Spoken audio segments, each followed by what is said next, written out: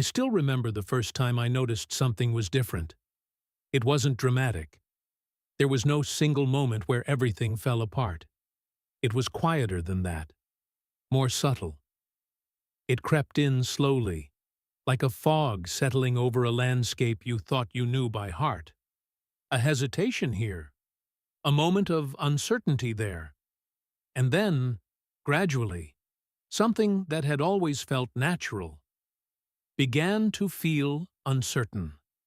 I wasn't looking for answers at the time. I wasn't even sure I had a question. But something in me kept paying attention, kept watching, kept noticing the pattern that was beginning to emerge. Not just in my own experience, but in the experiences of men around me. Men I respected. Men who had lived full, active, confident lives. Men who had reached their 60s and suddenly found themselves navigating something they had never expected, and had no idea how to talk about. Because that's the thing no one warns you about. Nobody sits you down before you turn 60 and says, "This part is coming." Nobody prepares you for the quiet erosion of something you never thought you'd have to defend. And when it starts happening, when performance becomes inconsistent, when what was once effortless starts requiring effort, when effort stops being enough, most men do the same thing. They go silent. They absorb it alone. They tell themselves it's just age. They tell themselves it's inevitable. They tell themselves that this is simply what happens to men over time, and that the only options available are pharmaceutical ones, medications that work around the problem, rather than addressing what's actually causing it. And I understood that impulse completely. Because when something touches your sense of identity, when it reaches into the part of you that defines how you see yourself as a man, as a partner, as someone still fully present in his own life, the instinct is to minimize it, to not make it larger than it already feels, to keep it private, and just hope it resolves itself on its own. But here's what I came to understand after years of paying attention. It doesn't resolve itself, not without the right information, not without understanding what's actually happening inside the body when these changes begin. And the men who try to wait it out, who assume time will fix what time itself is eroding, they lose years. Years they could have spent feeling like themselves again. So I started asking different questions. Not the surface-level questions most people ask. Not what medication works fastest, or what supplement has the best reviews. I went deeper than that. I started asking, what is actually changing inside the body that makes this happen? What biological processes are shifting? And more importantly, are those shifts permanent? Or are they reversible? What I found was more precise than I expected, and more hopeful than I had any right to anticipate. The answer wasn't located in some obscure medical discovery. It wasn't hidden behind expensive treatments or complicated procedures. It was sitting inside a biological mechanism that most men have never been told about, a mechanism that governs the very foundation of sexual function, and one that responds directly to what you put into your body. Let me explain it clearly, because this is where everything begins to make sense. When a man experiences difficulty achieving or maintaining an erection, the most common assumption is that something has broken down, that a system has failed, that a capability has been permanently lost. But in the vast majority of cases, especially in men over 60, that's not what's happening at all. What's actually happening is far more nuanced. The systems are still there. The architecture is intact. What has changed is the efficiency of the processes that activate those systems. Blood circulation, for one, becomes measurably less efficient as the body ages. The arteries that carry blood to the genital region become less flexible, less responsive, less capable of delivering the volume of blood flow that full erection requires. This isn't a catastrophic failure. It's a gradual change in vascular performance. And that distinction matters enormously Because gradual changes in vascular performance can be addressed. They can be influenced. They can, in many cases, be reversed. Then there's nitric oxide. If you haven't heard this term before, pay close attention, because understanding it changes everything. Nitric oxide is a molecule produced naturally inside the body, and its primary role in sexual function is to relax the smooth muscle tissue inside blood vessel walls, allowing those vessels to expand and allow increased blood flow. Without sufficient nitric oxide, that expansion doesn't happen properly. The vessels stay contracted. Blood flow remains limited. And no matter how much desire exists mentally, the physical response stays incomplete. The critical detail is this: nitric oxide production declines with age. It's not a dramatic overnight drop. It's a slow, steady reduction that begins in the 40s and becomes increasingly significant through the 50s and 60s. By the time most men start noticing performance issues, their nitric oxide levels may already be substantially lower than they were 20 years earlier. But here's the part that completely reframed my understanding. Nitric oxide production can be stimulated naturally through specific compounds found in foods that most people walk past in the grocery store without giving them a second thought. The pathway is real, it's documented, and it works through the body's own chemistry, not around it. And that realization opened a door I hadn't expected to find. I started looking more carefully at what research was actually showing about specific foods and their relationship to vascular function, nitric oxide synthesis, and erectile health. Not supplement marketing, not wellness blog speculation, actual peer-reviewed observation about what happens inside the human body when certain natural compounds enter the bloodstream. What I found was a collection of ordinary, accessible, inexpensive foods, fruits, specifically, that were showing up consistently in the data. Foods that directly influence the biological pathways most relevant to male sexual function, and not in a marginal way, in ways that were measurable, repeatable, and grounded in clear physiological mechanisms. The first one I want to talk about is watermelon. I know. When most people hear watermelon, they think summer picnics and sticky fingers. They don't think cardiovascular medicine. But the science around this fruit is genuinely fascinating. And once you understand why, you can't unknow it. Watermelon contains an amino acid called citrulline. This compound, particularly concentrated in the rind, but present throughout the flesh as well, undergoes a conversion process inside the body. Citrulline is absorbed into the bloodstream, transported to the kidneys, and they're converted into another amino acid, arginine.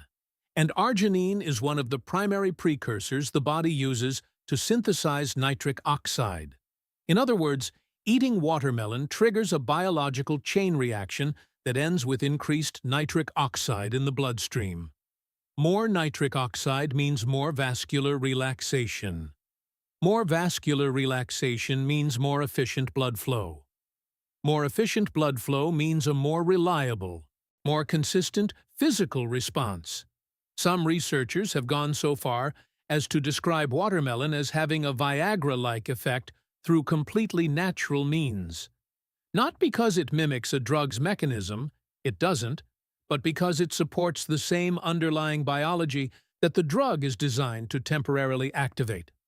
The difference is that watermelon supports the body's own production rather than forcing an override. Then I looked at pomegranate. Pomegranate has been studied extensively in the context of cardiovascular health, and the findings are difficult to ignore. The fruit is extraordinarily rich in polyphenol antioxidants, compounds that actively combat oxidative stress inside blood vessel walls. Why does that matter here?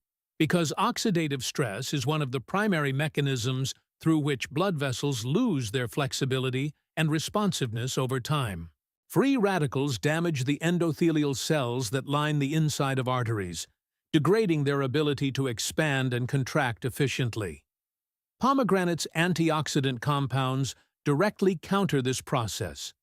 They reduce inflammation inside vessel walls. They protect endothelial function. They help maintain the structural integrity of the vascular system. And by doing so, they support the circulation that sexual function depends on. There have been studies specifically examining pomegranate juice's effect on erectile function, and the results showed statistically significant improvements in men with mild to moderate erectile difficulties. This isn't fringe science. This is documented in medical literature.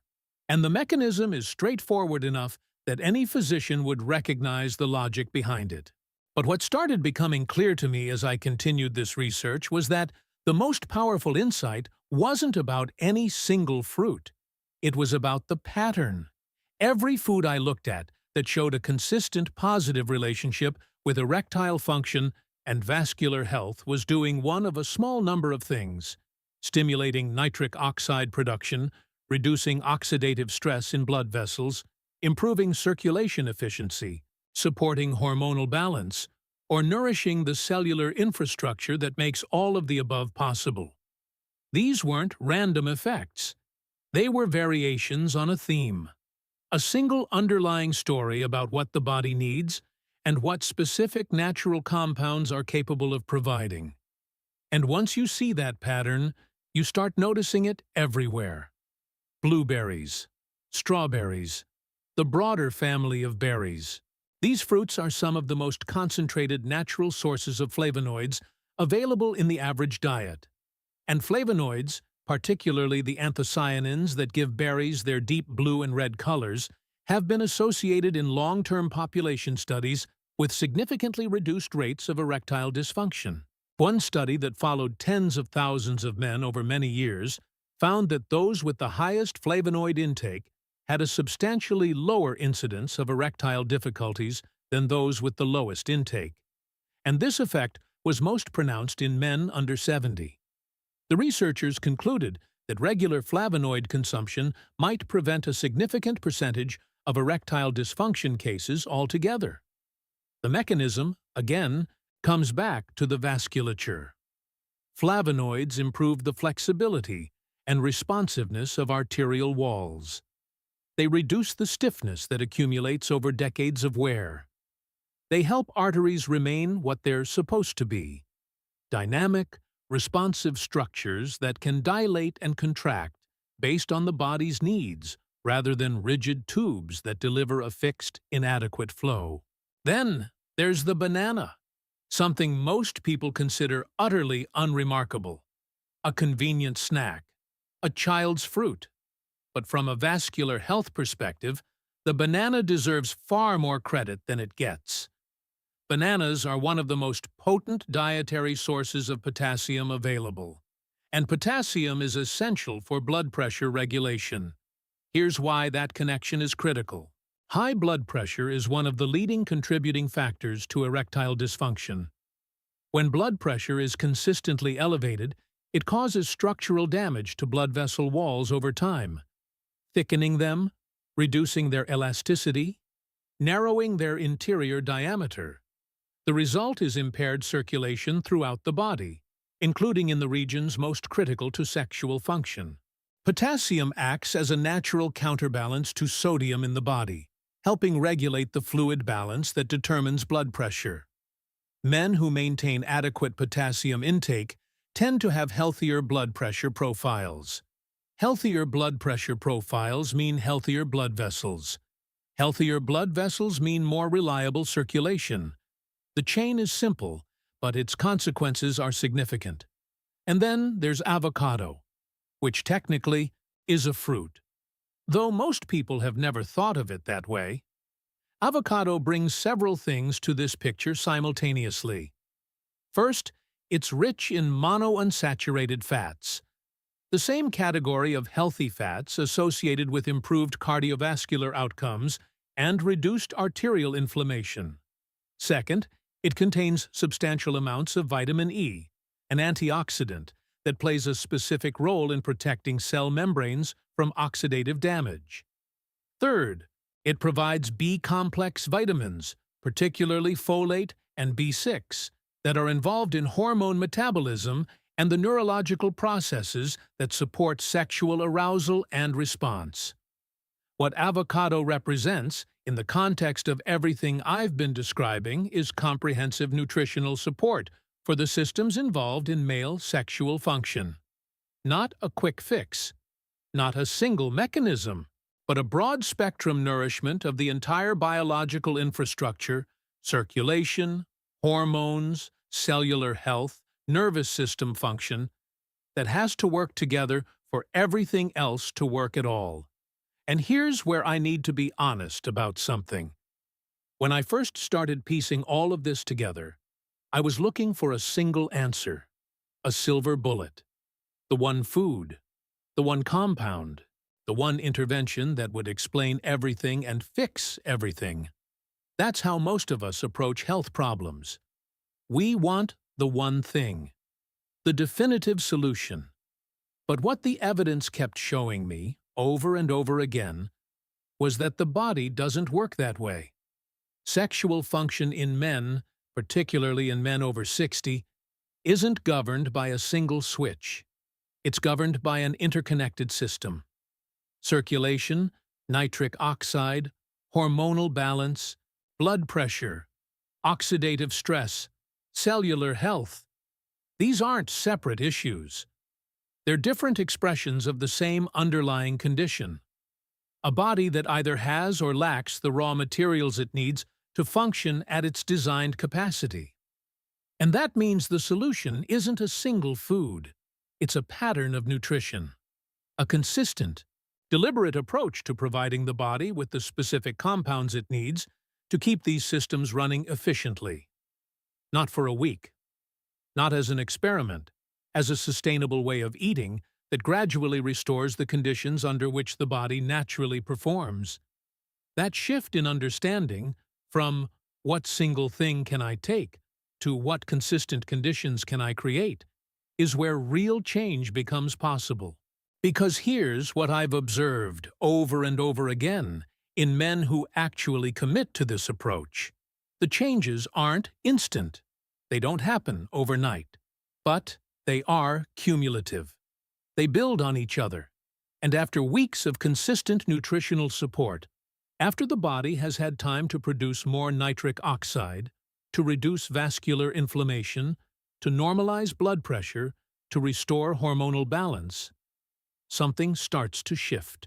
Performance becomes more consistent. Reliability returns. And with that reliability comes something that might be even more valuable than the physical change itself. The mental weight starts to lift. Because one of the most destructive dynamics in erectile dysfunction, one that doctors frequently underestimate, is the psychological feedback loop it creates. A man experiences difficulty. He begins to anticipate difficulty. The anticipation itself creates anxiety. The anxiety activates the nervous system's stress response, and the stress response actively inhibits the physiological processes required for erection. The fear of failure becomes a self-fulfilling cycle. But when the physical systems start working more reliably, when a man begins to experience consistency again, even gradually, even partially at first, that cycle starts to break. The anticipatory anxiety loses its grip. Confidence doesn't return all at once. It rebuilds slowly, incrementally, grounded in actual experience rather than hope or suppression. And that's when the transformation becomes complete. Because it's no longer just about the body. It's about the man inside the body. About his sense of agency, his sense of vitality, his relationship with his own physical existence, which, for most men, is far more central to identity than they ever admit until it's threatened. I've spoken with men in their late 60s who told me they had written this part of their lives off. Men who had quietly accepted that intimacy was behind them. Men who had stopped talking about it with their partners, with their doctors, with themselves. And then, months after changing the way they ate, After beginning to understand what their body actually needed, they came back and said the same thing in different words. I feel like myself again. Not younger. Not like 20 years ago. Just like themselves. Present. Capable. In possession of a body that was responding to them rather than working against them. That, to me, is the real story here. Not the fruits. Not the citrulline or the flavonoids or the nitric oxide pathways. Though all of that is real, and all of it matters. The real story is what becomes possible when men stop accepting deterioration as destiny and start understanding their biology as something they can actively support. Science has already mapped the mechanisms. The research is there for anyone willing to look beyond the pharmaceutical narrative and examine what the body is actually capable of when given the right inputs. Circulation can improve, vascular health can be restored. Nitric oxide production can be meaningfully increased even in men who haven't eaten strategically in decades. These aren't speculative claims, they're documented physiological responses. And the path forward doesn't require a prescription. It doesn't require an expensive protocol or a radical lifestyle overhaul. It requires understanding. It requires consistency. It requires the willingness to take seriously the connection between what you eat and how your body performs. A connection that the evidence has made impossible to ignore. If you're watching this and you recognize something of your own experience in what I've been describing, if the hesitation, the inconsistency, the quiet erosion of confidence sounds familiar, I want you to hear this clearly. There is a reason it's happening, and there is a real, grounded, natural path forward. It starts with understanding the biology. It continues with deliberate, consistent nutritional choices. And it builds over time into something that most men in this situation have stopped believing is possible. Not just function, not just performance, but the restoration of something that belongs to you.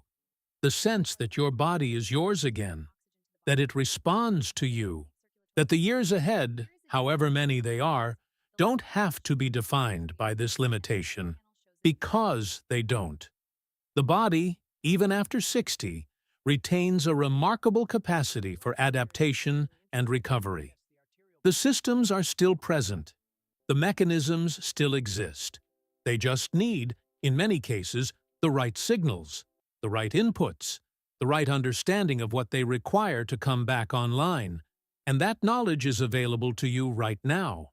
If this resonated, if you want to go deeper into how these mechanisms work, how to apply this knowledge practically, and what a consistent, evidence-based approach to this actually looks like in real life, make sure you're subscribed to the channel. Because this isn't a single conversation. It's the beginning of a longer one. A series of honest, evidence-grounded discussions about what it means to age as a man and what remains genuinely within your control. The body is listening. Give it what it needs.